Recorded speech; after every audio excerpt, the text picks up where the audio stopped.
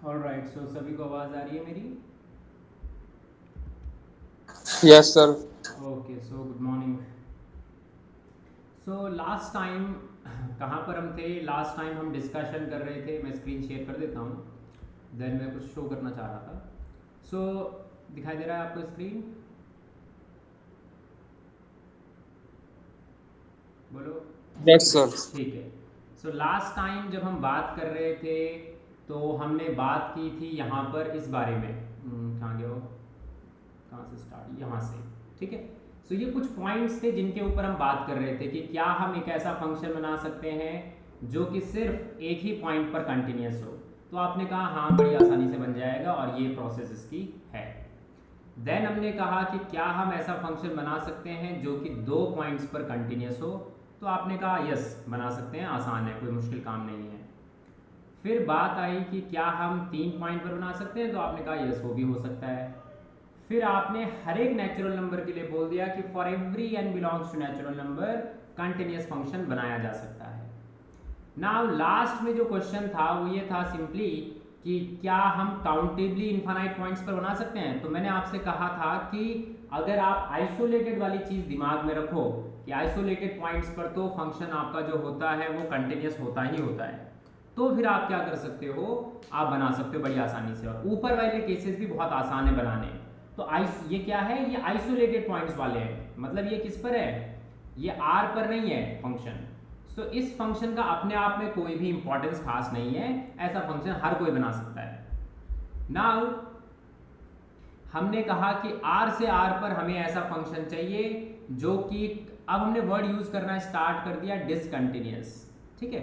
तो हमने word use किया डिसकंटिन्यूस की काउंटेबली मैनी पॉइंट्स पर वो क्या हो, डिसकंटिन्यूस हो। क्या हम ऐसा फंक्शन बना सकते हैं? तो इसका आंसर भी बड़ा सिंपल था, यस बना सकते हैं। आप लोगों ने बचपन से क्लास 11 से ग्रेटेस्ट इंटीजर फंक्शन को देखा है और ये भी देखा है कि हाँ वो ब्रेक होता रहता है तो डिसकंटिन्यूस है। नाउ क्वेश्चन उठता क्या है, क्वेश्चन ये उठता है कि जैसे आपने डिसकंटिन्यूटी को बोल दिया काउंटेबली मेनी पॉइंट पर, है ना। यहां पर भी क्या हो रहा है, अगर हम बात करें कंटिन्यूटी की तो क्यू कॉम्प्लीमेंट पर तो हम कंटिन्यूस बना रहे हैं। इट मींस यहां पर भी जो है डिसकंटिन्यूटी है, डिसकंटिन्यूटी है काउंटेबली मैनी पॉइंट्स पर। ठीक है। तो मैंने नाम दिया थॉमे फंक्शन, हालांकि मैंने बताया नहीं कि थॉमे फंक्शन क्या होता है, बट हमने नाम दे दिया था। देन क्वेश्चन उठा कि क्या हम एक ऐसा फंक्शन बना सकते हैं जो कि सिर्फ क्यू पर कंटिन्यूस हो। तो इसका मतलब क्या है कि आपके पास डिसकंटिन्यूटी जो है वो क्यू कॉम्प्लीमेंट के ऊपर है। तो मैंने कहा था कि ऐसा फंक्शन बना पाना पॉसिबल नहीं है। तो ये पिछले लेक्चर्स के इंपॉर्टेंट पॉइंट्स थे जो हमारे माइंड में हैं। अब हम आज का लेक्चर स्टार्ट करेंगे थॉमे फंक्शन से। ठीक है, कहां से स्टार्ट करेंगे, थॉमे फंक्शन से। कि आपके पास एक ऐसा फंक्शन जो कि कंटिन्यूस हो इरेशनल्स पर और डिसकंटिन्यूस हो रैशनल्स पर, ऐसा फंक्शन हमें कंस्ट्रक्ट करना है। तो बहुत ही फेमस फंक्शन है और एग्जाम में अगर इससे रिलेटेड कोई भी क्वेश्चन पूछा जाता है थॉमे फंक्शन से रिलेटेड, तो ऐसा नहीं है कि वो क्या कर रहे हैं एग्जाम वाले, उसी क्वेश्चन को दे दे रहे हैं। तो थॉमे फंक्शन ही एग्जैक्टली दे दिया जाए, इसके तो रेयर चांस है कि बहुत कम चांस है, हो सकता है आ भी जाए, अगर उनको कोई क्वेश्चन आसान डालना है तो इसी टाइप से बना के देंगे। बट मेनली क्या होगा, इसी फंक्शन में थोड़े बहुत चेंजेस के साथ आपको दिया जाएगा। नाउ उन चेंजेस को समझने के लिए, जैसे कि अगर मैं आपसे बोल रहा हूं कि भाई ये थॉमे फंक्शन है और ये क्यू कॉम्प्लीमेंट पर क्या होता है, कंटिन्यूस होता है। तो चलो आपने एक बारी को याद भी कर लिया कि हाँ ये क्यू कॉम्प्लीमेंट पर कंटिन्यूस होता है।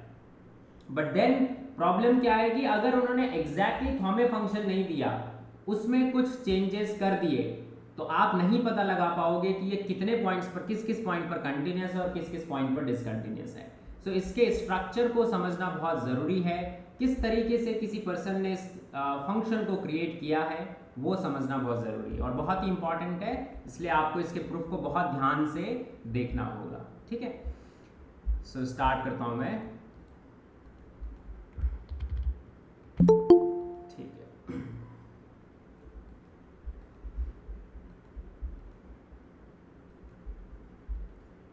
हाँ, सो स्टार्ट कर रहे हैं। फॉर्म है फंक्शन से, तो पहले हेडिंग डाल देते हैं।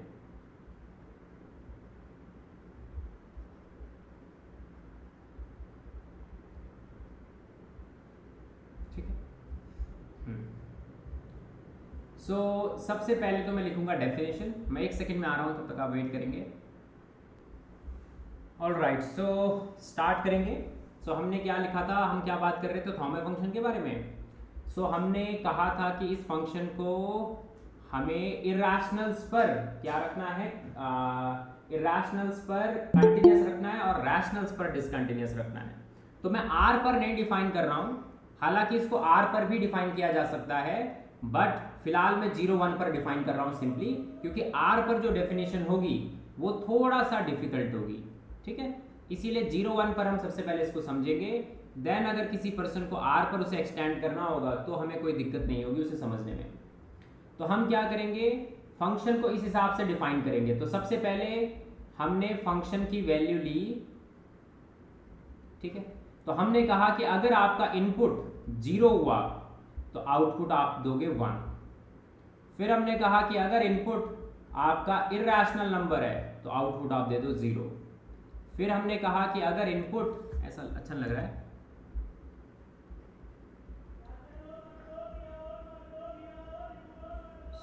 अब वापस आते हैं। तो यहां पर हमने क्या वैल्यू देनी है, जैसे कि अगर रैशनल है तो रैशनल है और उसकी सबसे रिड्यूस्ड फॉर्म जो है, मान लो वो p/q है, मतलब रैशनल नंबर जैसे 1/2 हो गया, 2/4 हो गया। तो ये जो नंबर्स हैं ये क्या है, इसमें हम इस नंबर को नहीं पिक करेंगे, हम सबसे रिड्यूस्ड वाली फॉर्म जो 1/2 है उसको पिक करेंगे। तो ये p/q क्या है, कैसे लिखते हैं, कैसे बोलते हैं जब भी अगर हमें बोलना हो कि ये सबसे रिड्यूस्ड फॉर्म इसकी है, Q not equal to 0. P और क्यू का जीसीडी 1। हाँ, नॉट इक्वल टू 0 तो सिर्फ डेफिनेशन है, बट उससे ये पता नहीं चलेगा कि रिड्यूस्ड फॉर्म है वो। हमें रैशनल नंबर की मोस्ट रिड्यूस्ड फॉर्म लिखनी है। उसके लिए हम क्या जीसीडी 1 करेंगे, लेना उसके पड़ेगा। लिए हम अपने जीसीडी ऑफ पी और क्यू को क्या ले लेंगे, 1 ले लेंगे। ठीक है, और आप ध्यान रखना मैंने क्लोज इंटरवल पर डिफाइन किया है, तो मतलब सारे नंबर्स जो हैं वो ऑटोमेटिकली पॉजिटिव हैं। क्लोज इंटरवल पर डिफाइन कर रहा हूँ, इसलिए मैं ऐसा नहीं लिख रहा हूँ कि ये पॉजिटिव है क्या है। ठीक है, तो यहाँ पर GCD of P comma Q जो है वो आना चाहिए 1, और पी कॉमा क्यू को मैंने पिक किया है नेचुरल नंबर्स से। ठीक है, हाँ, सो वापस आते हैं। तो ये हमारा फंक्शन है। अब दिखने में ये कैसा है इसको मैं एक्सप्लेन नहीं कर सकता कि ये कैसा है दिखने में, क्योंकि रैशनल्स पर अलग वैल्यू दे दी गई, इरेशनल्स पर अलग वैल्यू दे दी गई, इस टाइप से है। बट हमारा एम क्या क्या है, तो हमारा एम सबसे पहला ये है कि आप ये शो करके दिखाओ कि ये जो है रैशनल्स पर डिसकंटिन्यूस है। तो ये बहुत आसान है। ठीक है, सो हम क्या लिखेंगे कि हमारा जो एम नंबर 1 है वो ये है कि डिसकंटिन्यूटी ऑन रैशनल्स। सर ये पी क्यू एन से होंगे या जेड से होंगे? अभी बोला ना मैंने कि मतलब पॉजिटिव ही हम ले रहे हैं उसको ना, सब कुछ पी और क्यू को। जैसे ओके अगर हम ओके पॉजिटिव लेंगे तो हमें फिर लिखने में दिक्कतें नहीं होंगी, ये नेचुरल नंबर से हैं। ठीक है, ओके। मतलब फिर दिक्कत हो जाएगी कि भाई नेगेटिव है तब हम जीसीडी के बारे में क्या कहें, तो वो सब थोड़ी सी बहुत दिक्कतें हैं, इसलिए हमने नेचुरल नंबर से ही लिया है। हाँ, सो डिसकंटिन्यूटी ऑफ ऑन, सॉरी, हम बात करेंगे रैशनल्स के ऊपर डिसकंटिन्यूटी की। सो आएंगे वापस। सो कैसे हम स्टार्ट करें, हमें ये शो करना है कि रैशनल्स पर डिसकंटिन्यूस है। तो हमने देखा कि रैशनल पर जो इमेज आ रही है वो कुछ इस टाइप से आ रही है। तो हमने सबसे पहले एक एलिमेंट उठाया, आर्बिट्रेरी एलिमेंट उठाया, कहाँ से, कि let C belongs to Q intersection 0 1। यहां से हमने एक एलिमेंट उठाया। नाउ अगर आपके पास ये एलिमेंट है इसका, इट मीन्स कि कोई भी रियल नंबर हो उसके लिए आपके पास एक सीक्वेंस होगी इरेशनल नंबर की, क्योंकि ये एक रियल नंबर है। तो हर एक रियल नंबर के कॉरस्पॉन्डिंग एक इरेशनल नंबर्स की सीक्वेंस एग्जिस्ट करेगी। ठीक है, सच दैट ये जो सीक्वेंस है ये C पर कन्वर्ज कर जाए। अगर ये C पर कन्वर्ज कर रही है, और क्योंकि फंक्शन आपके पास, मतलब कि हमें क्या शो, हमें पहले लिमिट के बारे में बात करनी है कि लिमिट क्या आएगी इसकी। तो मैंने एक इरेशनल नंबर की सीक्वेंस ली है और उसे C पर बोल दिया है कि ये C पर जा रहा है। सो दिस इम्प्लाई कि f ऑफ yn क्या होगा। तो आप अगर देखोगे तो f ऑफ yn क्या है आपके पास, क्योंकि ये इरेशनल्स हैं तो ये जीरोस की सीक्वेंस आएगी। और अगर जीरोस की अच्छा, और ये ध्यान रखना कि मैं जीरो को नहीं ले रहा हूँ यहाँ पर से, ये मैंने हटाना था यहाँ से, ओपन 0 1 ले रहा हूँ मैं, मतलब नॉन जीरो है ये, ठीक है। जो सी हमारा पॉइंट है जिस पर हम काम कर रहे हैं वो नॉन जीरो है। तो मैंने देखा कि एफ ऑफ वाई एन क्या है, जीरो बन रहा है क्योंकि इरेशनल से आपने उठा लिया है, तो ये एक जीरो सीक्वेंस है। अगर ये जीरो सीक्वेंस है तो ये कन्वर्ज करेगा जीरो पर, बट इसे कन्वर्ज किस पे करना चाहिए था, जैसे कि आपके पास वाई एन सी पर जा रहा है तो किस पर जाना चाहिए इसको, एफ ऑफ सी पर। एफ ऑफ सी पर, या फिर आप ऐसे कहोगे कि एफ ऑफ सी, मतलब यहाँ से मैं कहना चाहिए था, पहले हमने जीरो पर भेज दिया, फिर हम कहेंगे कि now from this we can say, हम ये कह सकते हैं कि लिमिट जो है फंक्शन की when x approaches to c, या तो ये जीरो है और या तो ये डजंट एग्जिस्ट है। मतलब इतना आप कह सकते हो। मेरे कहने का मीनिंग क्या समझ रहे हो आप, जैसे कि हमने एक पर्टिकुलर सीक्वेंस ली और उसके कॉरस्पॉन्डिंग हमारी लिमिट जीरो आई, बट इसका मतलब ये नहीं है कि ये जीरो ही इसकी लिमिट हो गई, हो सकता है कोई और सीक्वेंस लेके किसी और नंबर पर ये कन्वर्ज कर जाए। इसीलिए हम ये लिख रहे हैं कि या तो जीरो होगी या फिर डजंट एग्जिस्ट होगी, बट कुछ भी हो, अब आप क्या देखोगे, एफ ऑफ सी को। तो कुछ भी ये हो, आपने एफ ऑफ सी को देखा, एफ ऑफ सी तो भैया आपका सी क्योंकि रैशनल नंबर है, इस टाइप का है तो कुछ डिफरेंट फॉर्म है उसका आएगा, इसका आंसर क्या आएगा, नॉन जीरो नंबर। तो अगर ये एग्जिस्ट करती भी है लिमिट, नॉन जीरो कैसे आया, क्योंकि अगर ये रैशनल नंबर है तो इस टाइप की फॉर्म होगी ना, इसके पास कुछ ना कुछ, रैशनल नंबर हमने उठाया, इस टाइप की फॉर्म होगी, अगर इस टाइप की फॉर्म है तो वो ऐसा आंसर देगा जो कि नॉन जीरो है। तो मैं ये कहना चाह रहा हूं कि इवन अगर लिमिट एग्जिस्ट भी करती है और जीरो लिमिट की वैल्यू है तो फिर ये तो नॉन जीरो है, तो दैट्स व्हाई नॉट कंटिन्यूअस। अगर लिमिट ही एग्जिस्ट नहीं करती है तो फिर तो कंटिन्यूटी की बात ही क्यों करेंगे। So that means from both the cases, यहां से भी और यहां से भी हमें पता चला कि f is discontinuous, f is discontinuous on q। तो q के ऊपर डिसकंटिन्यूटी प्रूफ करना कोई बड़ी बात नहीं है ना, q के ऊपर बड़ी आसानी से प्रूफ हो जाता है।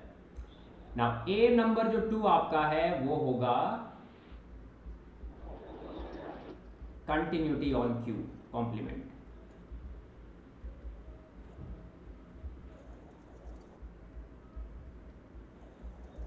अब वापस आएंगे तो स्टार्ट कैसे करोगे आप लोग, आपको सबसे पहले क्या करना होगा, जैसे कि स्टार्ट हम कभी भी अगर हमें कंटिन्यूटी शो करना है, अब आपको साफ साफ तो दिखाई दे रहा है कि लिमिट के बारे में हम अच्छे से तो कुछ भी नहीं बोल पाते हैं, है ना, क्योंकि ये जो है जो जिस सेट के ऊपर आप काम कर रहे हो वो डिफरेंट है।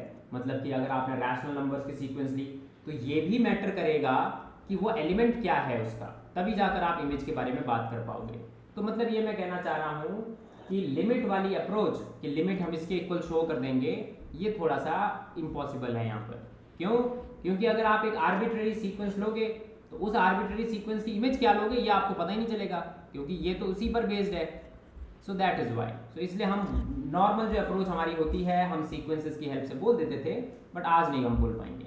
सो हम कैसे स्टार्ट करेंगे इसको, कि आपने सबसे पहले एक arbitrary epsilon greater than 0 pick किया।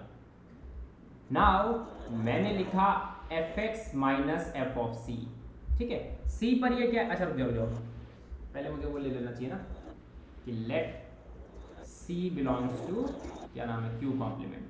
तो q कॉम्प्लीमेंट से ये था, तब मैं ये काम कर रहा हूँ।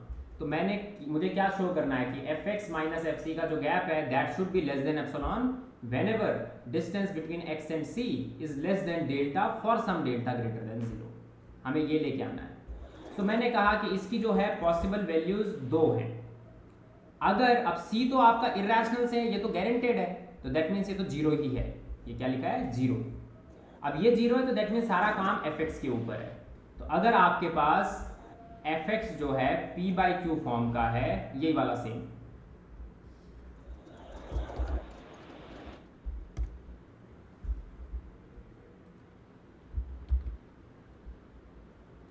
ये वाला सेम। सो अगर आपका x इस टाइप का है तो आपका आंसर आ जाएगा 1/q, अदरवाइज आपका आंसर डायरेक्टली 0 है।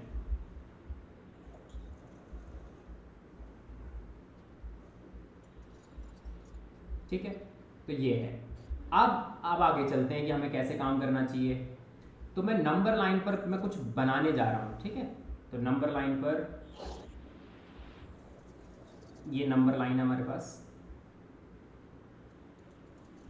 तो अब आप मुझे बताओ कि अगर ये वाला केस नहीं होता तो क्या कंटिन्यूस हो जाता फंक्शन? सर जहाँ आपने 0 लिखा है वो x इरेशनल से है ना? ऐसा ही है।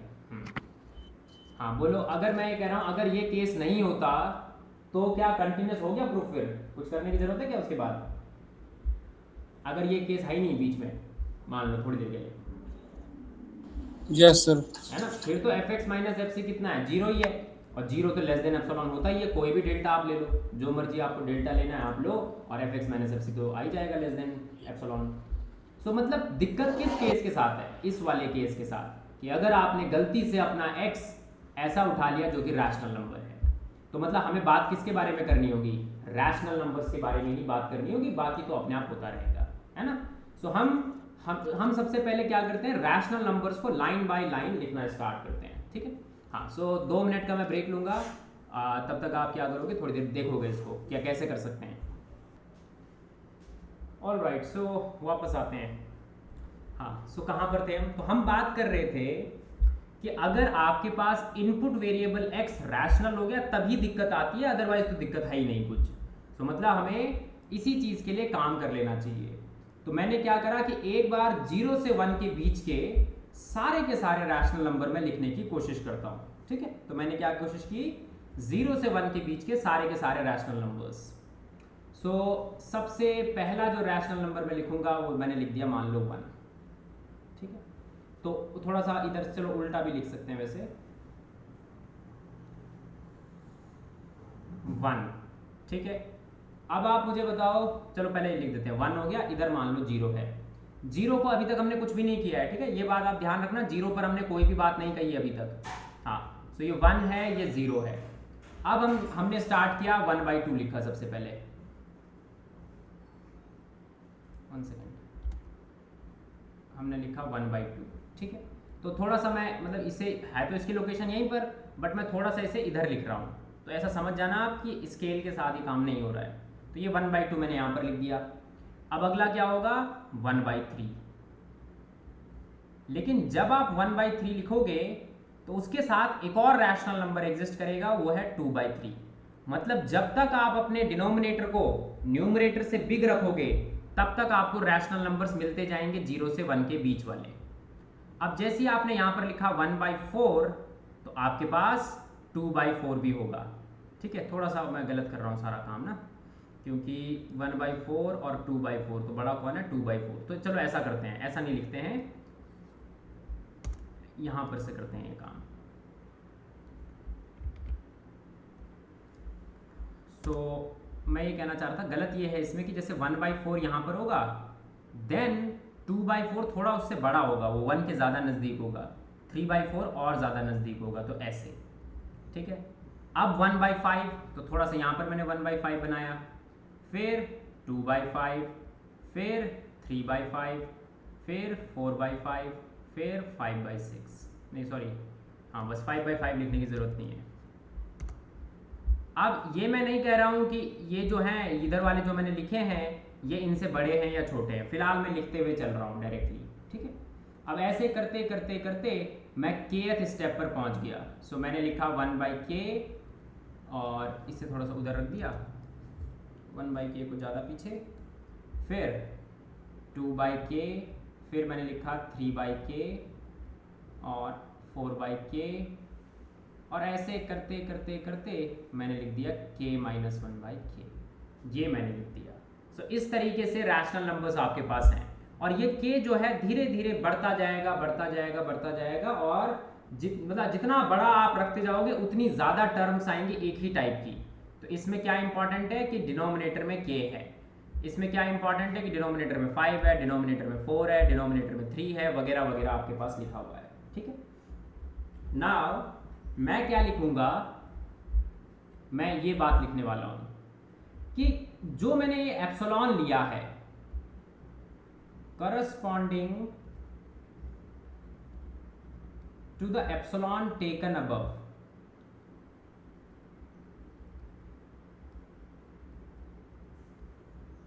ठीक है, इस एप्सिलॉन के करस्पॉन्डिंग हम ये डिमांड कर सकते हैं कि एक आपको k मिलेगा ही मिलेगा, ठीक है, बाय आर्किमिडियन प्रॉपर्टी, कि ये जो k होगा ये ऐसा होगा, मतलब एप्सिलॉन से छोटा और 0 से बड़ा, ठीक है। ये तो मैंने बाय आर्किमिडियन प्रॉपर्टी लिखा है।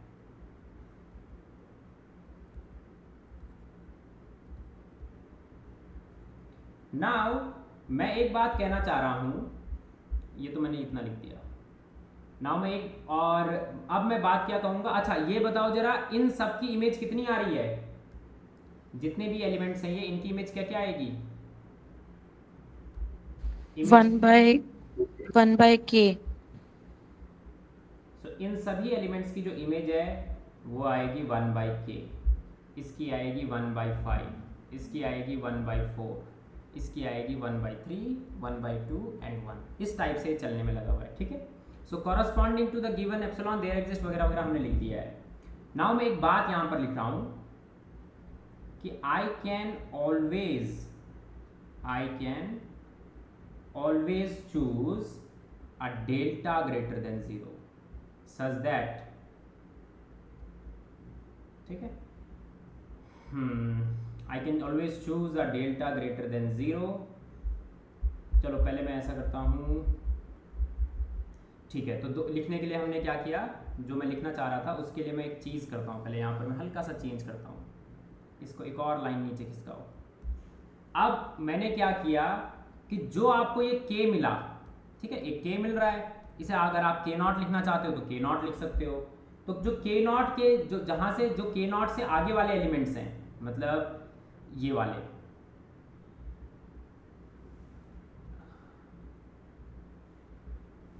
ये वाले, तो ये आप k लिख देते हैं, छोड़ो। तो जो ये k है, इससे आगे वाले एलिमेंट है जिनमें डिनोमिनेटर बड़ा है, उसको मैं नाम दे देता हूं थोड़ी देर के लिए ग्रुप 1। अब इसके पीछे जितने भी नंबर्स हैं, उन नंबर्स में क्या खासियत है कि उनका डिनोमिनेटर या तो k है या फिर k से बड़ा है डिनोमिनेटर, है ना। तो इसको मैंने नाम दे दिया ग्रुप 2। तो मैं ये कह रहा हूं कि I can always choose a delta greater than 0 such that no elements from group 1, ठीक है, जो हमारा ग्रुप 1 है, no elements from group 1 lies in the delta neighbourhood of C, मैं लिखना चाहूंगा in the delta neighbourhood of C. तो जैसे कि मैं क्यों कैटेगराइज कर रहा हूं, मैं क्यों दो ग्रुप्स के ऊपर काम कर रहा हूं, तो दो ग्रुप्स के ऊपर काम करने का रीजन मेरा ये है कि आपने कहा कि इधर वालों की जो इमेज है वो 1/k आएगी या 1/k से भी और छोटी आएगी। तो अगर मैंने अपने एलिमेंट्स को यहां से उठाया, मेरा जो इनपुट वेरिएबल x है, अगर ये इनपुट वेरिएबल मेरा इस सेट में से उठाया गया है, तो क्या कंटिन्यूटी की डेफिनेशन सेटिस्फाई हो रही है? क्या मैं लिख सकता हूं कि fx minus fc is less than epsilon? बोलो बोलो, लिखा जा सकता है? सर ये सारी टर्म्स जो हैं आगे की वो 0 की तरफ चली जाएंगी ना?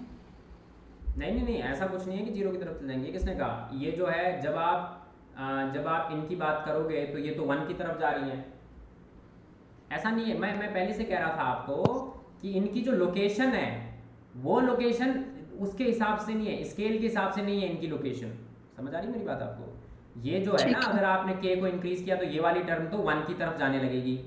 ये वाली जो टर्म है, मतलब ये सीक्वेंस कन्वर्जेंट नहीं है कि जो 0 की तरफ जाएंगी। अगर आपने इसकी ये वाली सब सीक्वेंस उठाई तब तो चलो हाँ मैं कहूँगा कि ठीक है चलो 0 की तरफ जा रहा है, बट हर एक सब सीक्वेंस 0 की तरफ नहीं जा रही है, ऐसा कुछ नहीं कह सकते। मैं ये कहना चाह रहा हूँ कि अगर आप अपने इनपुट वेरिएबल को यहाँ से पिक करते हो तो क्या डेफिनेशन सेटिस्फाई हो रही है कंटिन्यूटी की? Yes sir. कैसे हो रही है, क्या रीजन दे रहे हो? सर fx का जो इमेज बनेगी 1/k होगी, हाँ। और fc तो 0 है, तो लेस देन एप्सिलॉन हो जाएगा बाय आर्किमिडियन प्रॉपर्टी। ठीक है, तो ये जो हमने लिखा है ना, इसके आगे जितने भी एलिमेंट्स मैं लिखूंगा, मतलब ऐसा मत समझना आप कि वो स्केल के हिसाब से आगे लिखे जा रहे हैं। मतलब इस ग्रुप में 2 ग्रुप्स हैं, ये इन ग्रुप्स में रैंडमली आगे पीछे एलिमेंट है, ऑर्डरिंग नहीं है यहाँ पर। मैं ये कह रहा हूँ कि इसके आगे वालों में जितने भी मैं लिखूंगा उनका डिनोमिनेटर तो मैं बड़ा रखूंगा ही, k+1 रखूंगा, अगला k+2, k+3, तो उन सभी के लिए ये प्रॉपर्टी तो होल्ड होगी। 1/k अगर एप्सिलॉन से छोटा है तो 1/k+1 भी एप्सिलॉन से छोटा है, 1/k+2 भी एप्सिलॉन से छोटा है। तो मैं ये कहना चाह रहा हूं कि ग्रुप 2 के जितने एलिमेंट हैं वो तो ऑब्वियसली डेफिनेशन को सेटिस्फाई कर रहे हैं कंटिन्यूटी की, क्योंकि उनके लिए जो इमेज है वो 1/k है या 1/k से छोटी है। अब अगर इमेज 1/k से छोटी है इट मीन्स कि ये जो है ये तो यही था, और ये 1/k आएगा उस केस में आपका 1/k या 1/k से छोटा, तो ये क्वांटिटी आपकी एप्सिलॉन से छोटी हो जाएगी। ये वाली क्वांटिटी सोचने की कोशिश करो, इस वाले इतने एलिमेंट्स के लिए इसका आंसर 1/k था, तो वो एप्सिलॉन से छोटा है ही। आगे वाला 1/k+1 के लिए 1/k+1 आएगा यहाँ पर, तो वो भी एप्सिलॉन से छोटा, 1/k+2 एप्सिलॉन से छोटा, 1/k+3 एप्सिलॉन से छोटा। सो इस ग्रुप 2 के लिए आपका कंटिन्यूटी जो है डेफिनेशन सेटिस्फाई हो रहा है। अब मैं ये कह रहा हूं कि मैं हमेशा एक ऐसा डेल्टा ढूंढ सकता हूं such that no elements from group 1 lies in the delta neighborhood of C.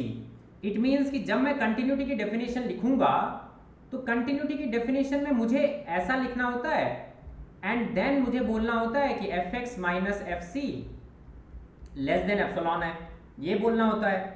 तो अगर मैं किसी तरीके से ये बोल देता हूं कि ऐसा डेल्टा तो मिलेगा ही मिलेगा सच दैट ग्रुप 1 का एक भी एलिमेंट उसमें ना आए, अगर मैंने ये प्रूफ कर दिया तो अब मतलब कि इस नेबरहुड में ग्रुप 2 के ही सारे एलिमेंट है। ये जो x है ये क्या है, delta is chosen in such a way that it belongs to group 1, group 2 always. बताओ समझ आई ये बात? मतलब ये डेल्टा कैसे आया ये नहीं समझना, बट अगर ऐसा डेल्टा मिल जाए तो बताओ फिर समझ आ गया है कि कंटिन्यूस हो जाएगा फिर फंक्शन, क्योंकि मुझे एप्सिलॉन के कॉरस्पॉन्डिंग बस एक डेल्टा शो करना है कि हाँ एक डेल्टा एग्जिस्ट करेगा।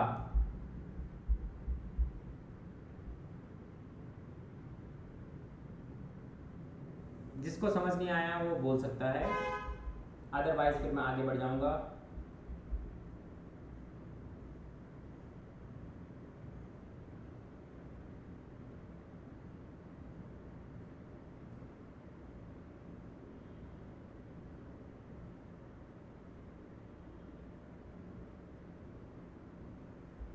ठीक है, तो मतलब सबको समझ आ चुका है, इतना मैं मान रहा हूं।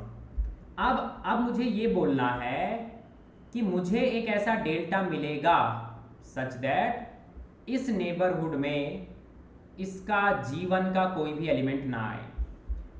अब इस बात को मैं कैसे कहूंगा, इस बात को मैं कहूंगा कैसे, by observing that G1 is always a finite set. G1 is always a finite set. तो ये बात आपको दिखाई दे रही है कि G1 अगर आपने कोई एप्सिलॉन लिया उसके कॉरस्पॉन्डिंग जो G1 बनेगा वो फाइनाइट सेट आएगा। ये बात दिखाई दे रही है सभी को कि ये हमेशा फाइनाइट है, कभी ऐसा हो ही नहीं सकता कि इसमें इनफाइनाइटली मेनी एलिमेंट्स आ जाएं।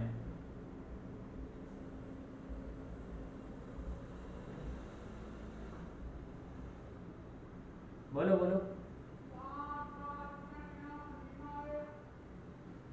Yes sir. ठीक है, तो क्या लॉजिक दोगे बताओ कि फाइनाइट क्यों है, ये क्या लॉजिक है आपके पास?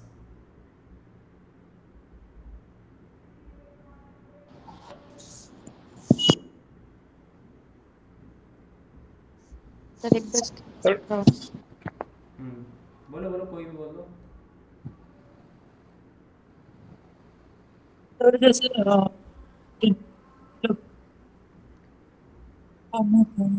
आवाज कट रही है। सर इसके एलिमेंट्स n क्रॉस n से आ रहे हैं, n क्रॉस n काउंटेबल होते हैं। ना ना ना, फाइनाइट की बात चल रही है, काउंटेबल तो है ही, वो तो पता है हमें क्योंकि रैशनल से है ये तो खुद ही काउंटेबल है। सही। फाइनाइट शो करना है, फाइनाइट, काउंटेबल नहीं करना शो। ध्यान से देखो, ऐसे हवा में चल रहा है क्या काम?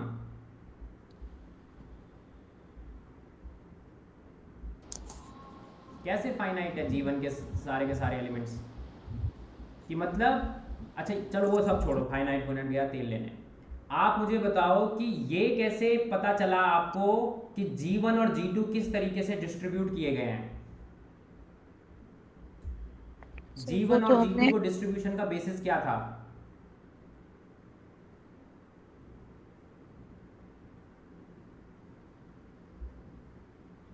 सर हमें आर्किमिडियन प्रॉपर्टी से एग्जैक्ट के पता है, तो हाँ, उस तो वो अकॉर्डिंग एग्जैक्ट के मिला किसके रिस्पेक्ट में मिला वो के? सर एप्सिलॉन के एप्सिलॉन के करस्पॉन्डिंग ये के मिला था। इट मीन्स कि अगर आप अपना एप्सिलॉन चेंज करोगे तो ग्रुप 1 और ग्रुप 2 चेंज हो जाएंगे, मतलब इनमें एलिमेंट्स आगे पीछे हो सकते हैं। तो ये डिस्ट्रीब्यूशन का बेस है कौन? एप्सिलॉन। कि आपने एप्सिलॉन पिक किया, फिर मैंने कहा कि ऐसा होगा, ऐसा होने के बाद इसके पीछे वाले एलिमेंट्स ग्रुप 2 में खिसक गए और इधर वाले एलिमेंट्स ग्रुप 1 में आ गए, बस इतना हुआ है।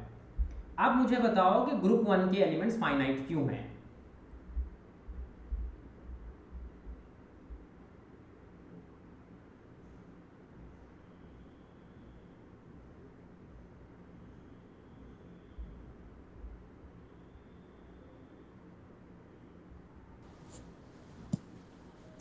सर डिनोमिनेटर में अप टू k-1 तक जा सकते हैं हम।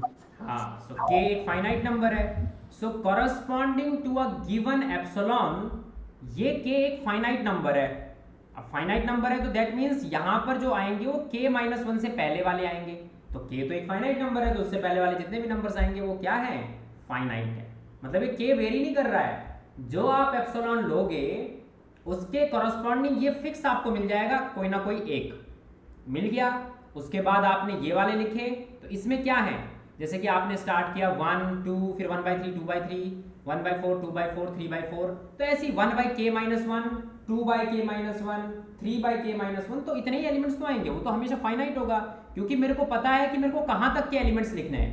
अगर मुझे ये k पता चल गया तो G1 के अंदर कहाँ तक के एलिमेंट्स लिखने हैं आपको पता है। जैसे मैंने कह दिया कि चलो k जो है आपका 1/5 है, नहीं 1/6 लिख देते हैं, तो k मान लो 6 है। तो अगर k आपका 6 है तो आपको पता है कि मुझे क्या लिखना है, तो मैं लिखूंगा कि मेरे को 1/6 लिखना है, यहाँ पर 2/6 लिखना है, 3/6, 4/6, 5/6। तो दैट मीन्स क्या, 5 एलिमेंट यहाँ से, 5 4 9, 9 और 3 12, 12 और 2 14, और 14 15 16, तो एग्जैक्टली 16 एलिमेंट्स हमारे पास आ गए, है ना। तो दैट मीन्स कि ऐसा हमेशा किया जा सकता है कि आप उन्हें काउंट कर पाओ। फाइनाइट सेट वो हमेशा होगा ही होगा। नाउ जैसे मैंने कह दिया कि ये फाइनाइट सेट है, अब उससे डेल्टा की क्या, डेल्टा के एग्जिस्टेंस पर क्या इफेक्ट पड़ेगा, कैसे आप कहोगे कि ये फाइनाइट है, इस वजह से ऐसा डेल्टा मिलेगा ही मिलेगा। C कोई सा भी एक इरेशनल नंबर है, मतलब C के बारे में अभी तक आपने नोटिस नहीं किया और ना मैंने करवाया नोटिस। ऐसा आप समझ लो कि यहाँ कहीं भी C हो सकता है, कहीं पर भी हो सकता है, इधर C हो सकता है, इधर हो C, कहीं भी हो सकता है C, ठीक है। अब उसके बेसिस पर मुझे बताओ,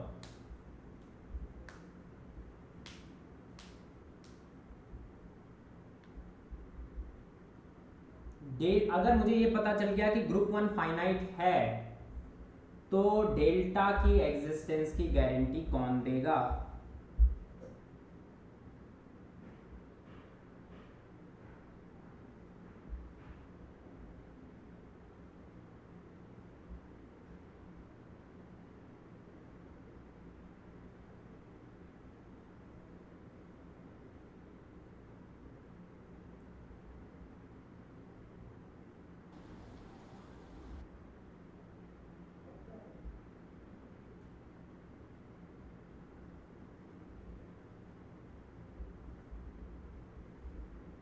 चलो एक हिंट मैं देता हूं, अगर ये C है तो मुझे आपने बताना है कि अगर मैं इसका कोई डेल्टा नेबरहुड लेता हूं इस C का, मान लो ये C है, इसका अगर मैं एक डेल्टा नेबरहुड लेता हूं तो क्या इसमें ग्रुप 2 के एलिमेंट्स आ सकते हैं? यस और नो? नो, नहीं आएंगे। डेल्टा ग्रुप 2 के लिए आएगा सर। नहीं, मैं कुछ और पूछ रहा हूं आपसे। मान लो आपको डेल्टा मिल गया, ठीक है, सपोज, तो क्या उसमें ग्रुप 2 के एलिमेंट्स आएंगे? ये जो मैंने लिखा है, क्या इसमें ग्रुप 2 के एलिमेंट्स हैं रेड कलर में? No sir. क्यों नो नहीं सर। है?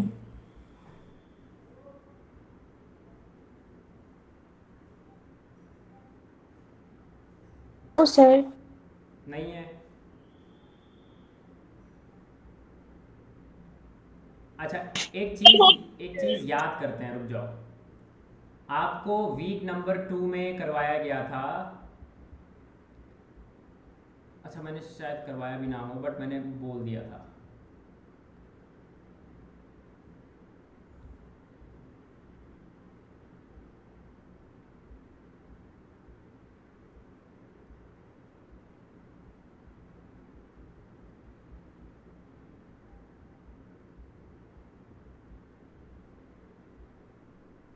अच्छा, ये तो यार कोई और ही असाइनमेंट है।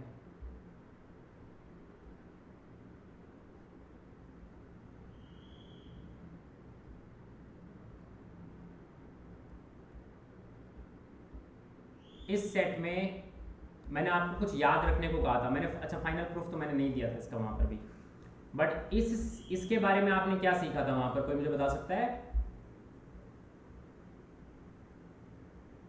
इस सेट के बारे में क्या आपने सीखा था?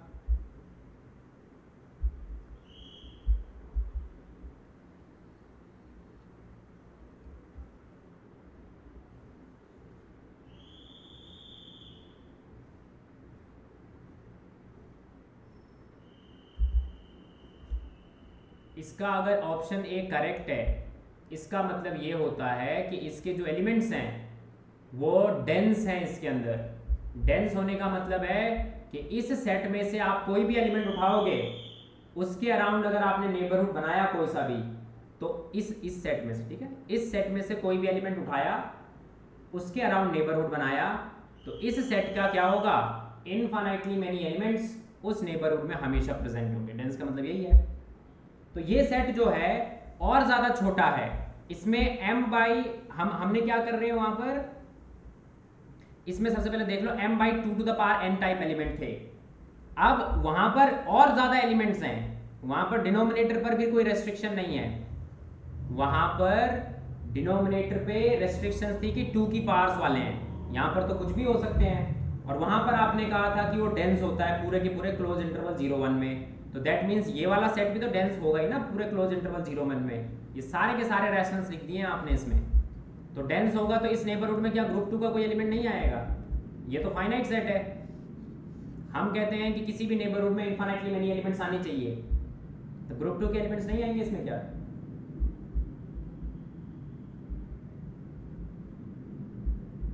बोलो यस और नो।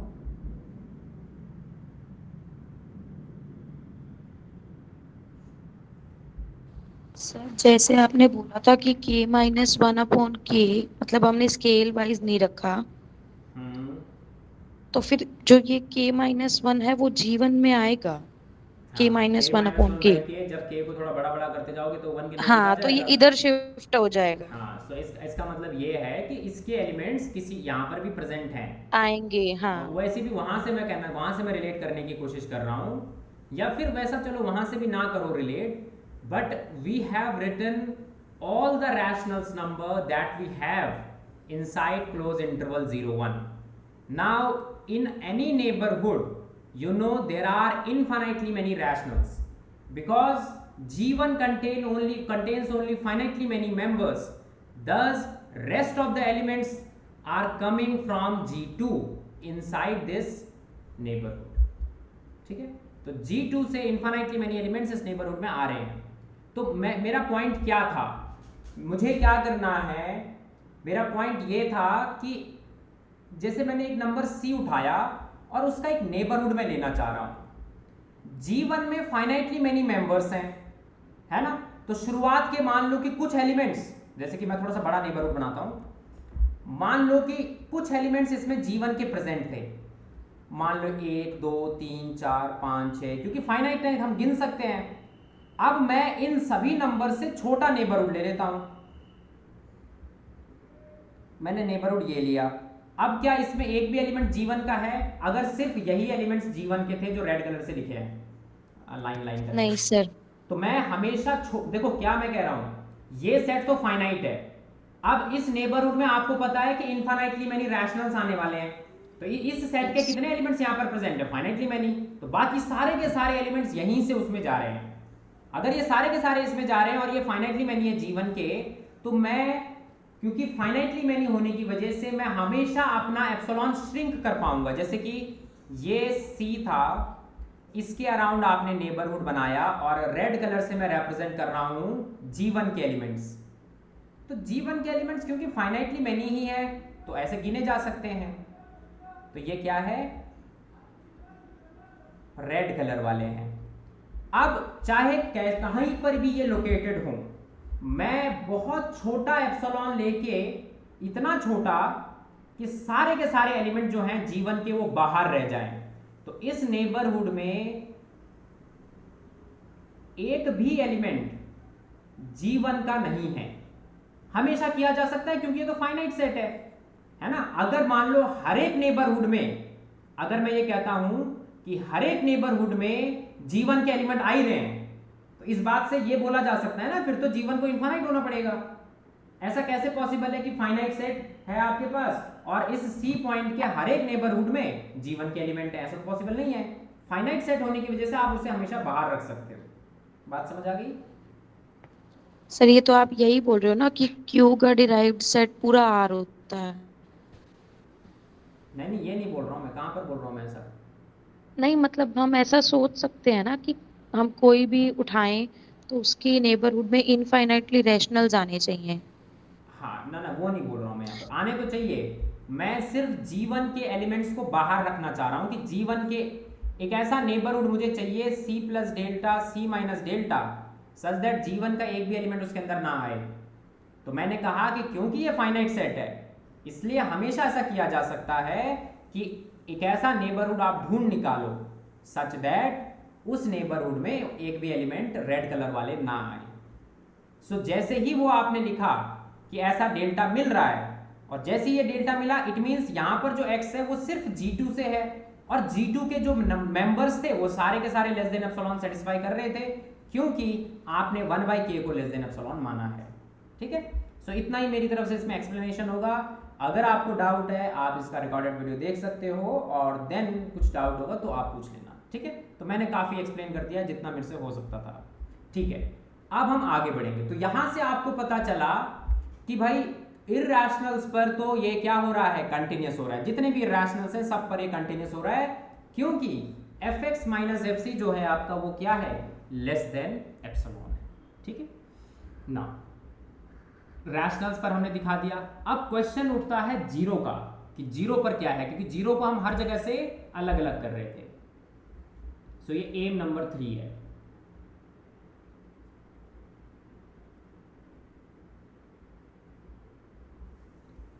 तो हमने कहा कंटिन्यूटी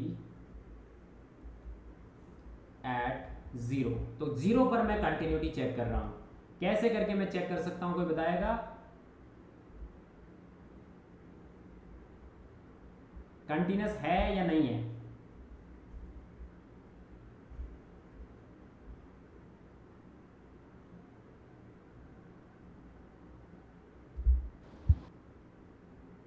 आसान है बहुत देखना जीरो के लिए।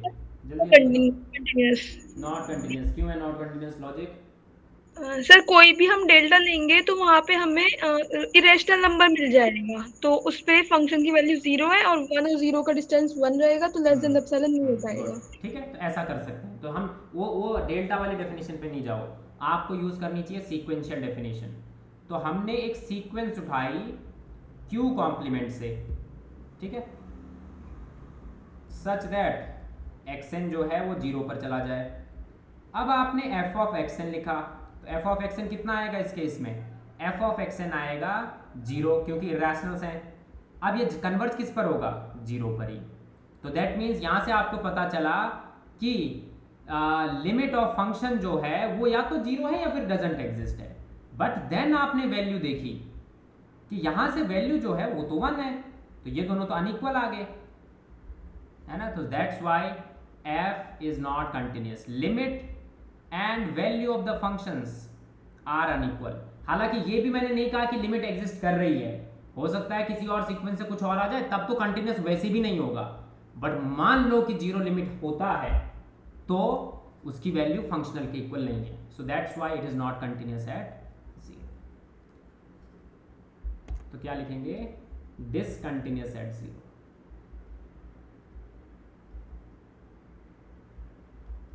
ठीक है। सो डिसकंटिन्यूटी हमें जीरो पर इस फंक्शन की मिली। अगर मैं यहां पर 1 की जगह 0 कर दूं तब क्या होगा?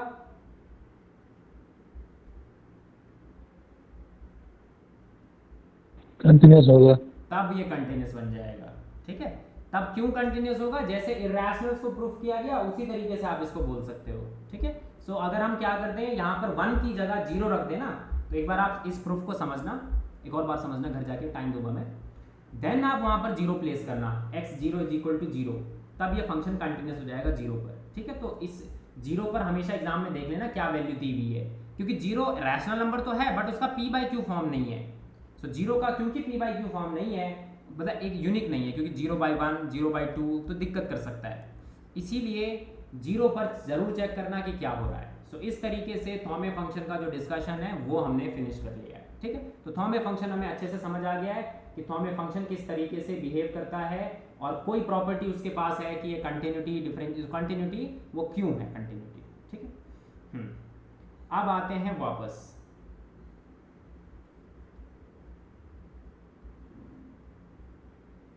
अब हम यहां पर हेडिंग डाल रहे हैं, बहुत ही इंपॉर्टेंट चीज अब हम पढ़ने जा रहे हैं जिसका नाम है प्रॉपर्टीज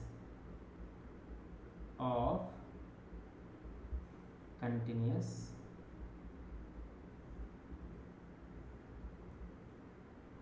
फंक्शन।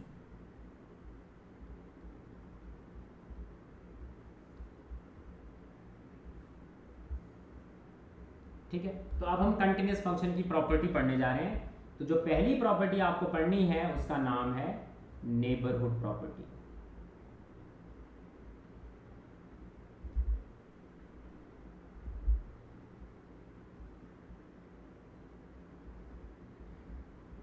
सो क्या है नेबरहुड प्रॉपर्टी?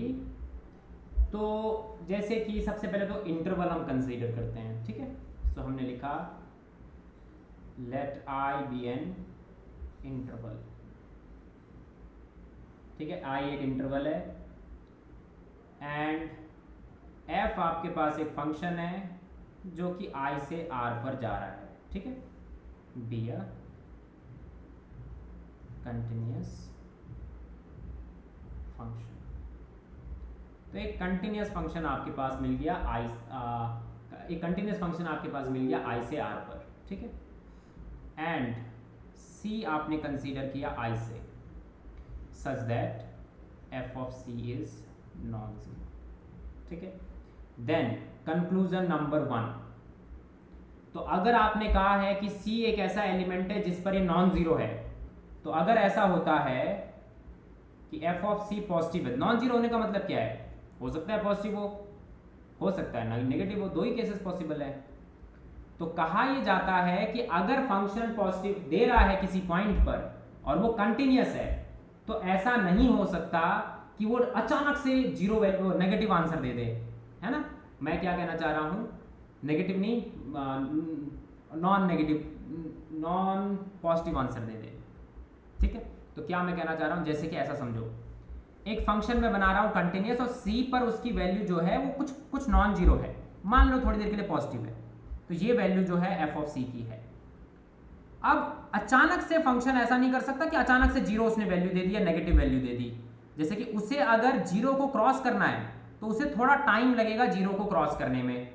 अचानक से वो ऐसा नहीं कर सकता कि अभी उसके पास नॉन जीरो वैल्यू थी और अचानक से उसके पास पॉजिटिव वैल्यू थी और अचानक से नेगेटिव वैल्यू आ गई। जैसे ही ऐसा होगा तो फंक्शन डिसकंटिन्यूअस हो जाएगा बीच में। अगर उसे अपनी कंटिन्यूटी को बनाकर रखना है तो उसे धीरे धीरे धीरे धीरे क्रॉस करना होगा एक्स एक्सिस। दैट मीन्स कि एक ऐसा c का नेबरहुड मिलेगा जिस नेबरहुड पर वो क्या है, फंक्शन पॉजिटिव ही है। सो अगर आप नोटिस करो तो इस नेबरहुड पर जो ग्रीन कलर का यहां पर मैं बना रहा हूं इस नेबरहुड पर फंक्शन पॉजिटिव है, तो हम क्या लिखेंगे कि this implies there exist a delta greater than 0 such that for all x belonging to delta neighbourhood of C, delta या एप्सिलॉन भी आप लिख सकते हो, कोई नेबरहुड है ऐसा आप समझ लो। So for all x we have fx greater than 0, ठीक है। तो इसका क्या मतलब हुआ कि नॉन जीरो के बाद अचानक से ना तो वो जीरो हो सकता है और ना ही अपना वो साइन चेंज कर सकता है। सो मीनिंग क्या है, ठीक है, कंटिन्यूस फंक्शन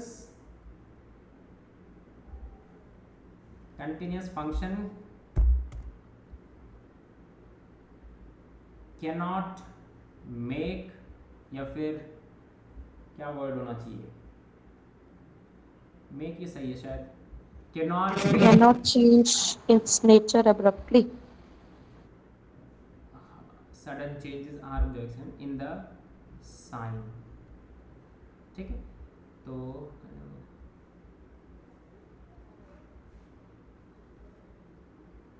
ठीक है, तो अगर वो ग्रेटर देन 0 है तो मतलब क्या होगा, अचानक से सडनली वो नेगेटिव या फिर 0 नहीं हो सकता है, टाइम लगेगा। इस बात का मतलब ये है कि एक नेबरहुड मिलेगा जिस पर ये पॉजिटिव रहेगा।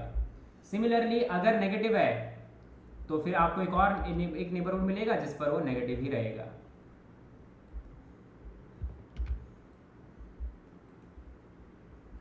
बस ठीक है, सेम ये वाली बात तो लिखने की ज़रूरत नहीं है, बस चलो लिख लेते हैं और इसको वो कर देंगे।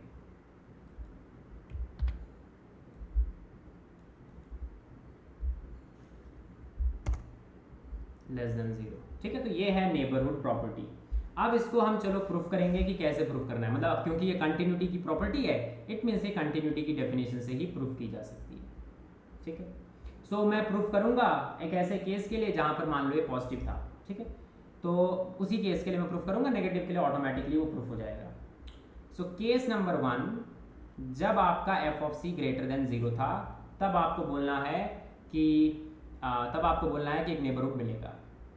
नाउ अगर ये कोई पॉजिटिव नंबर है तो मतलब फिर एक ऐसा नंबर मिलेगा एप्सिलॉन नॉट जो कि ग्रेटर देन 0 होगा such that f of c minus epsilon not is still greater than 0। इस बात का मतलब ये है कि अगर आपके पास कोई पॉजिटिव नंबर है तो हमेशा एक दूसरा पॉजिटिव नंबर जरूर एग्जिस्ट करता है सच दैट उसमें से उस पॉजिटिव नंबर को माइनस कराने पर भी आंसर पॉजिटिव रहे, ऐसा हम कहना चाह रहे हैं कि ऐसा तो होता ही होता है, बेसिक चीज है। अब since f is continuous,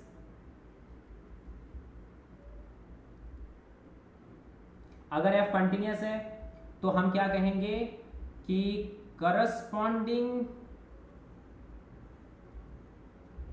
to above epsilon not, जो हमने यहां पर एप्सिलॉन नॉट लिखा है ये वही वाला एप्सिलॉन नॉट है जिसके लिए f c minus epsilon not greater than 0 था। So since f is continuous, so corresponding to above epsilon naught there is a delta naught greater than 0 such that for all x belonging to delta neighborhood of C intersection with I के साथ intersection लेना इसलिए जरूरी है कि domain में at least वो रहे। we have fx inside f of c minus epsilon naught comma f of c plus epsilon naught which is an epsilon neighbourhood around F of C. तो ये कंटिन्यूटी की डेफिनेशन है कि अगर आप अपना x यहां से उठाते हो तो fx को इसमें जाना होगा। अब आप मुझे बताओ कि ये इसके अंदर जितने भी मेंबर्स हैं इंटरवल में वो पॉजिटिव हैं क्या, f इसके अंदर, तो क्योंकि ये ग्रेटर देन 0 था, this imply fx is greater than 0 for all x belonging to delta neighborhood of C intersection with I। so इस तरीके से आप इस बात को कह सकते हो। तो किसी को अगर इस प्रूफ में डाउट है तो आप पूछ सकते हो, अदरवाइज हम आगे बढ़ेंगे, ठीक है।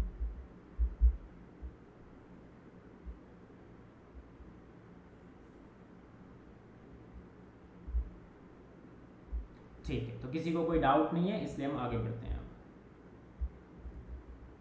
सेकंड प्रॉपर्टी पे चलेंगे, ठीक है। सो लिखेंगे हम सेकंड प्रॉपर्टी में ये कि अगर आपके पास हाँ, सो हम लिखेंगे कि इमेज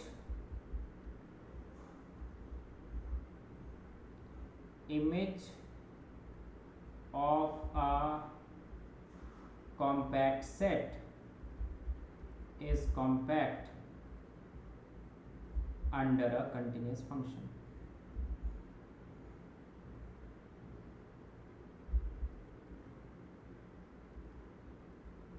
ठीक है, तो कॉम्पैक्ट सेट का जो आंसर आता है वो कॉम्पैक्ट ही आता है। सो कैसे इस बात को, पहले तो थ्योरम के रूप में इसे लिखते हैं। तो थ्योरम जो है कॉम्पैक्ट में मैं सिर्फ क्लोज इंटरवल पर प्रूफ करूंगा कि let f such that a comma b. मैं क्लोज इंटरवल स्पेशली कंसीडर कर रहा हूं क्योंकि इसमें काम करना थोड़ा सा आसान है। So let f such that at b to r where a b is a close and bounded interval। ठीक है, फिर हम लिखेंगे कि अगर f कंटिन्यूस है, अगर f कंटिन्यूस है, दिस इम्प्लाई जो इसका रेंज सेट होगा वो क्या आएगा, क्लोज एंड बाउंडेड आएगा।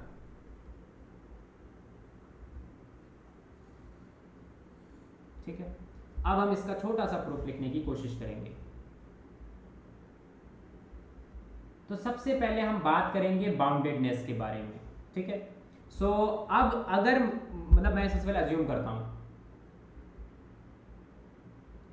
Assume that f of a b is not bounded।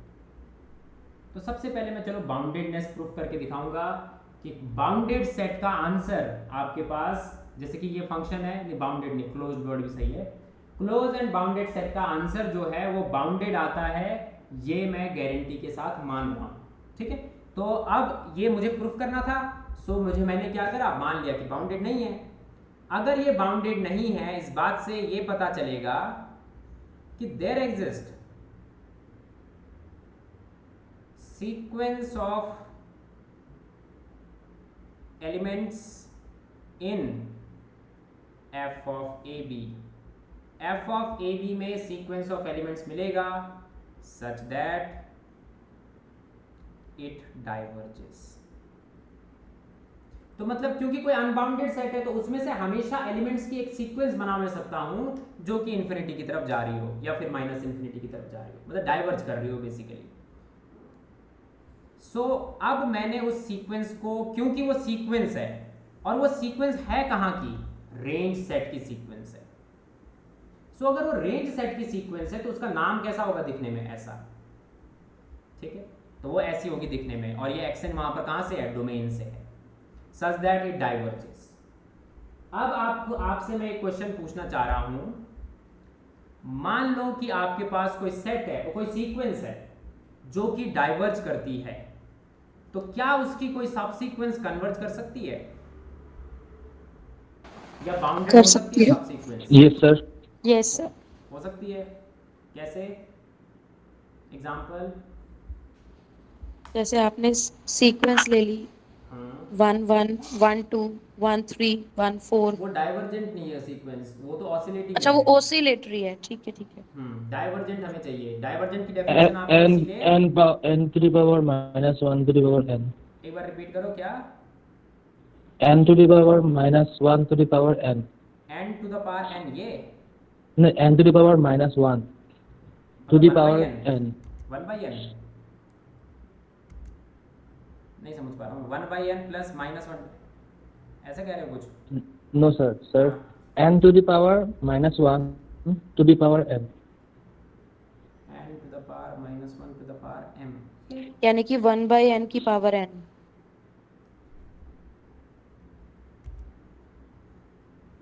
ये नो सर, नो सर। थोड़ा सा हल्के सर- बोलो, क्या बोल रहे हो, एक बार रिपीट करो। Sir n to the power -1। ये सबसे पहले इतना करेक्ट है, हाँ, फिर -1 के ऊपर फिर पावर n। इसके ऊपर से। हाँ अच्छा अच्छा, ठीक है, तो वो कह रहा है ये n टू द पावर -1 और इस -1 की पावर ये है, तो दैट मीन्स ये कभी कभार ऐसा होगा n की पावर -1, कभी कभार होगा n की पावर 1, कभी कभार होगा n की पावर -1, कभी कभार होगा। हाँ, तो ये तो वही वाली सीक्वेंस है जो वो बता रही है, उसी टाइप की है। तो ये वाला जो पोर्शन है वो बाउंडेड है, 0 पर जा रहा है, और ये वाला जो पोर्शन है वो अनबाउंडेड है। बट ये डाइवर्जेंट थोड़ी है। डाइवर्जेंट की डेफिनेशन क्या लिखवाई गई थी आपको? सर आपका स्टेटमेंट ठीक है। हाँ, तो डाइवर्जेंट की डेफिनेशन हमने लिखी थी,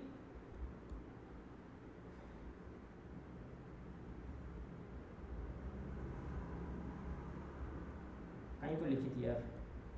कि हम कोई भी नेचुरल नंबर उठा लें तो हमें उससे बड़ी भी टर्म्स मिल जाएंगी। बस वही मैं देख रहा हूँ डेफिनेशन। हाँ, यहाँ पर है, ये रहा। सो डाइवर्जेंट की डेफिनेशन ये है, और जो आपकी वाली सीक्वेंस है अमीरुल, अगर आप उसे चेक करोगे तो आपको पता चलेगा कि ये वाली जो डेफिनेशन है उसमें सेटिस्फाई नहीं हो रही है। तो हमने 3 तरीके से कैटेगराइज की थी सीक्वेंसेस को, कन्वर्जेंट, ऑसिलेटरी। तो आपकी वाली सीक्वेंस क्या है, इनफाइनाइट ऑसिलेशंस रख रही है, ठीक है, और लास्ट में है डाइवर्जेंट। तो अगर कोई सीक्वेंस डाइवर्जेंट होती है तो उसका हर एक सब सीक्वेंस डाइवर्जेंट होता है, ये गारंटी है, ठीक है।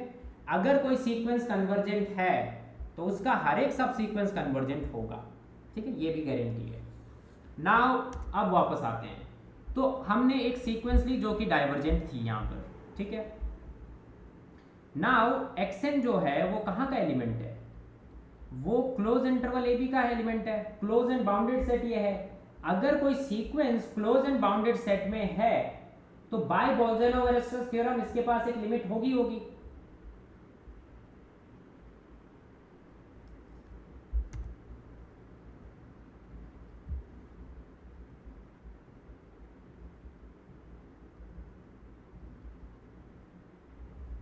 By Bolzano-Weierstrass theorem, there exists a subsequence x and k which converges to some number l.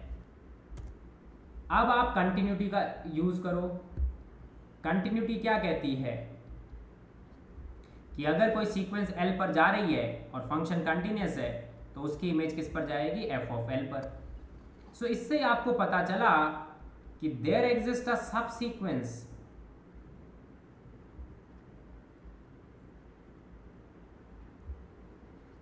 subsequence of f of x and n such that it converges।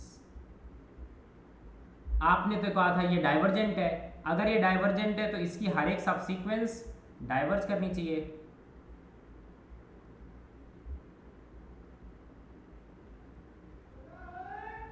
सो हर एक सबसीक्वेंस को diverge करना चाहिए। अब आप कह रहे हो कि नहीं जी, एक सबसीक्वेंस तो हमारे पास है जो कि कन्वर्जेंट है, तो that means there is a problem in the statement, ठीक है, तो ये नॉट बाउंडेड नहीं हो सकता।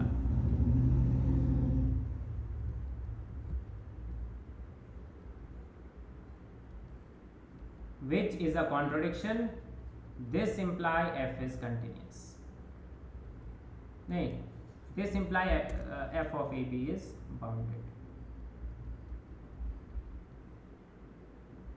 ठीक है।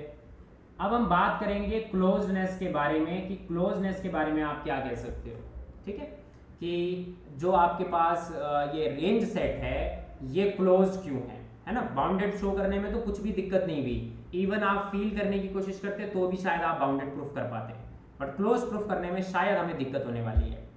तो उस दिक्कत को हम कैसे स्टार्ट करेंगे, हमें ये शो करना है कि ये जो सेट आपके पास दिया है ये एक क्लोज सेट है। अगर ये एक क्लोज सेट हमें ये प्रूफ करना है कि ये क्लोज सेट है, तो मैं इसका एक लिमिट पॉइंट उठाऊंगा और मुझे ये शो करना होगा कि ये जो लिमिट पॉइंट मैंने रेंज सेट का उठाया है ये सेट के अंदर भी बिलोंग कर रहा है, ये मुझे प्रूफ करना है। समझ आ गई मेरी बात? तो क्या है my aim? My aim is to show that L belongs to f of A B. तो अगर वो उसके डिराइव्ड सेट में है तो वो उसमें भी प्रेजेंट है। तो यही डेफिनेशन होती है क्लोजनेस की। अब इस बात को मैं कैसे प्रूफ करूंगा? इस बात को प्रूफ करने के लिए सबसे पहले मैंने कहा कि डिराइव्ड सेट से आपने कोई एलिमेंट उठाया है। मैंने आज से पहले भी बहुत बार आपको बताया है कि अगर कोई पॉइंट लिमिट पॉइंट है तो सेट के अंदर से एक सीक्वेंस ऑफ एलिमेंट्स आपको मिलती है जो कि L पर कन्वर्जेंट हो। सेट के अंदर से सीक्वेंस ऑफ एलिमेंट्स मिलती है जो कि L पर क्या हो? कन्वर्जेंट हो। नाउ यहां पर हम क्या कहेंगे कि देन दिस इंप्लाई कि there exist sequence of elements from this set such that f of xn converges to L। तो f of xn किस पर कन्वर्ज कर रही है? L पर कन्वर्ज कर रही है। अब हमने देखा कि xn जो आपका है वो कहां से एलिमेंट उठाया गया था। ठीक है, तो हम लिखेंगे we have xn belongs to closed interval AB being closed। ठीक है, क्योंकि ये क्लोज्ड है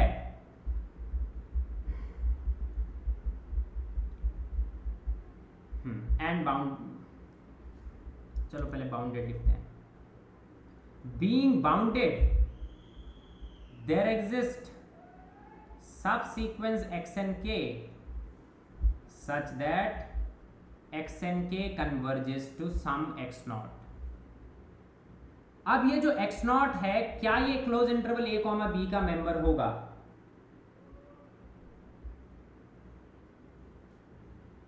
यस सर। क्यों होगा? Sir by Bolzano Weierstrass theorem. नहीं, बोजनोव-स्ट्रेस थ्योरम ये थोड़ी कहती है कि सर जैसे कि वो सीक्वेंस हम सेट से ले रहे तो वो उसी पर कन्वर्ट करना पड़ेगा from the definition of boundedness. नहीं मैं समझ नहीं पाया। जैसे कि कन्वर्जेंट की गारंटी बोल्जनोव-स्ट्रेस दे रही है बट x0 सेट के अंदर क्लोज इंटरवल AB में होगा, उसका रीजन चाहिए था मुझे। बोलो क्या रीजन लगता है आपको? Since f is continuous. हाँ, सो अगर जो भी हम लोग सीक्वेंस लेंगे वहाँ से मतलब सेट से डोमेन से ये तो सब नहीं है ना यहाँ पर। रुक जाओ, तुम कंटिन्यूटी पे क्यों जा रहे हो? इतना क्लोज्ड है लिखा सर, हुआ ये क्लोज्ड है सर। हाँ, क्या है ये? क्लोज्ड है। मतलब कंटिन्यूटी तो अलग चीज है, वो तो अलग केस बन गया। अभी हम सिर्फ सेट के अंदर है। a, b जो सेट है इसमें से एक सीक्वेंस है जिसकी एक सब सीक्वेंस कन्वर्जेंट है। अगर ये बाहर कन्वर्ज कर गई, सेट के अंदर नहीं करी कन्वर्ज, तो फिर तो क्लोज ही नहीं होगा क्योंकि एक लिमिट पॉइंट मिल जाएगा x0 जो कि सेट में ही नहीं है, तो फिर क्लोज क्यों होगा ये?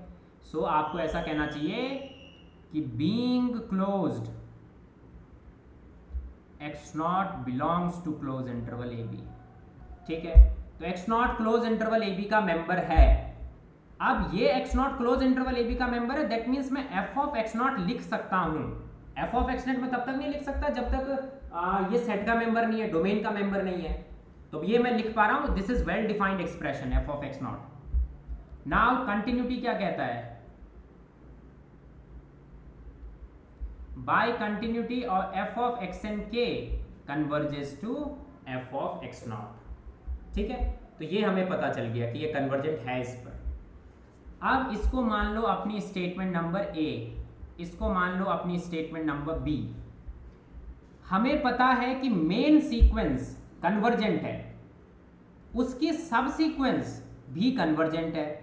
आप जानते हो कि सीक्वेंस अगर कन्वर्जेंट है तो उसकी हर एक सब सीक्वेंस उसी नंबर पर जाती है। तो हम क्या जानते हैं कि फॉर अ कन्वर्जेंट सीक्वेंस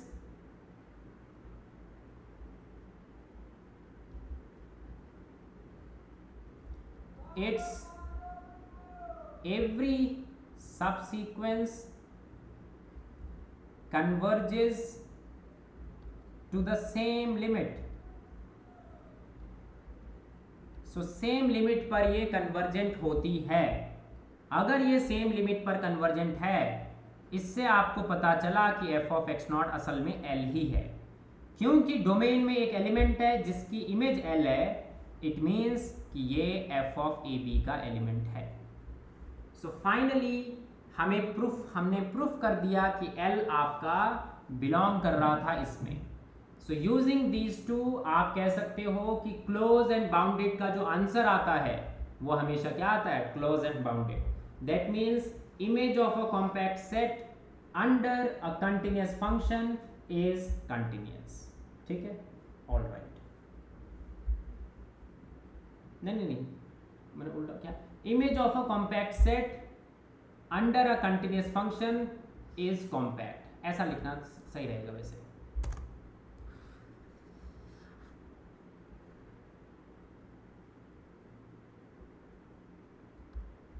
ठीक है, सो बस इतना ही हमें इसमें करना है। ठीक है, सो अब टाइम तो वैसे बचा नहीं है, बट हमने जब ये बात कह दी कि कॉम्पैक्ट का आंसर कॉम्पैक्ट आता है, और आपने पहले बहुत पहले सीखा था कि कॉम्पैक्ट सेट जो होते हैं उसके सुप्रीमम और इन्फीमम उसी में बिलोंग करते हैं, है ना। एक दिन हम प्रूफ कर रहे थे इस बात को, असाइनमेंट नंबर 3 की वो बात है शायद।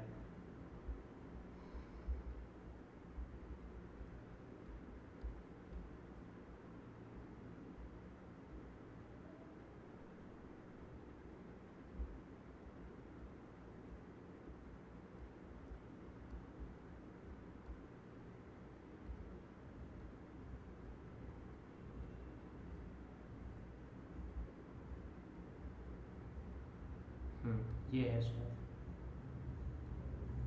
अच्छा इसका मैंने प्रूफ कहीं और पर किया है।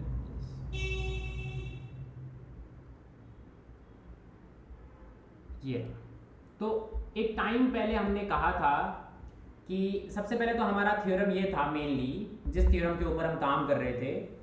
सो थ्योरम ये था कि अगर आपके पास कोई सेट दिया हुआ है और वो ओपन है तो फिर वो क्लोज नहीं हो सकता, और क्लोज्ड है तो ओपन नहीं हो सकता रियल लाइन के अंदर। कंडीशन थी कि ये जो है अनइक्वल होने चाहिए, है ना, मतलब एम्प्टी सेट को छोड़ दो और रियल लाइन को छोड़ दो, तो उसके अलावा कभी भी कोई सेट क्लोपन नहीं हो सकता।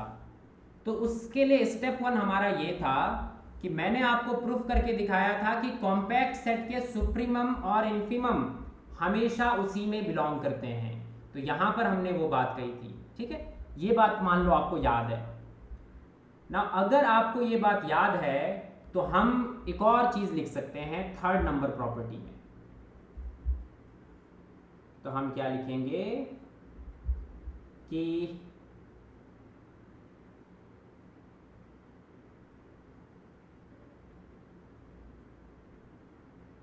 Under a continuous function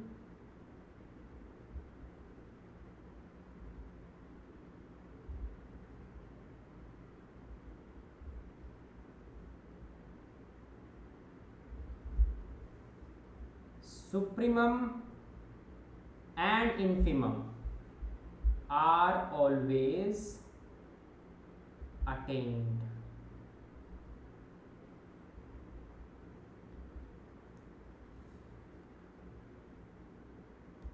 Continuous function on compact set.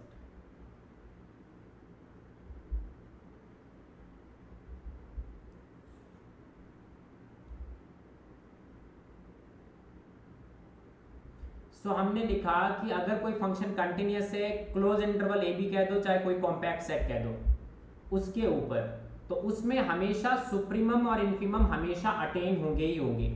It means कि जैसे आपने कंसीडर किया एक function close interval a b से आर पर, और आपने कहा कि सुप्रीमम ऑफ रेंज सेट ये कि ये सुप्रीमम है, तो मैं ये कहूँगा कि इफ एफ इज कंटिन्यूअस,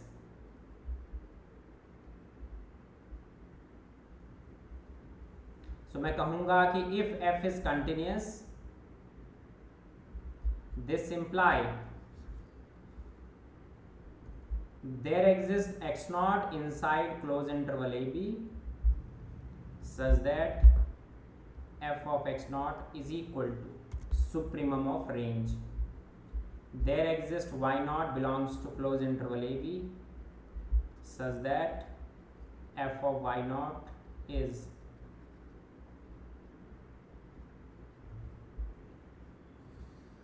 अब आप मुझे बताओ जरा कि ये बात आपको डायरेक्ट दिखाई दे रही है कि हाँ ऐसा हो ही रहा है, आसान है, तो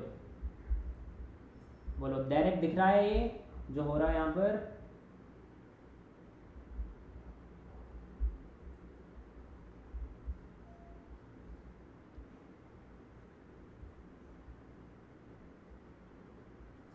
बोलो कैसे दिख रहा है ये चीज़?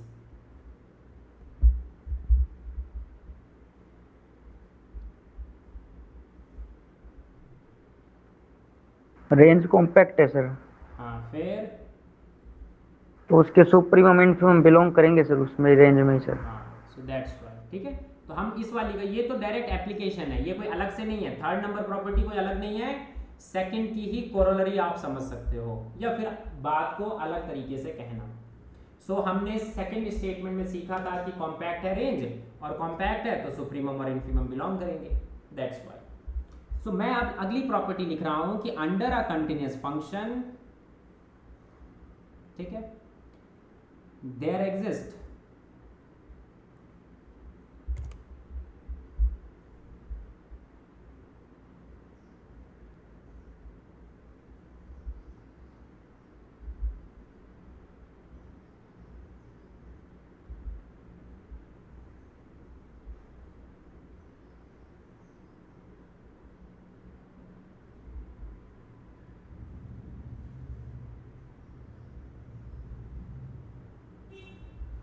सो इस बात का क्या मतलब है? इस बात का मतलब ये है कि अगर कोई फंक्शन कंटिन्यूअस है और साइन मान लो उसका चेंज हो जा रहा है, साइन क्या है, पॉजिटिव से नेगेटिव या नेगेटिव से पॉजिटिव हो जा रहा है, तो इस बात की फिर हमें गारंटी होती है कि वो क्या होगा, एक एलिमेंट मिलेगा जिस पर हमें जीरो मिल जाएगा। सो इसको थोड़ा ढंग से लिखते हैं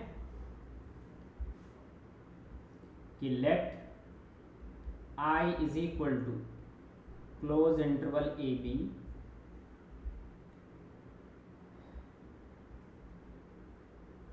and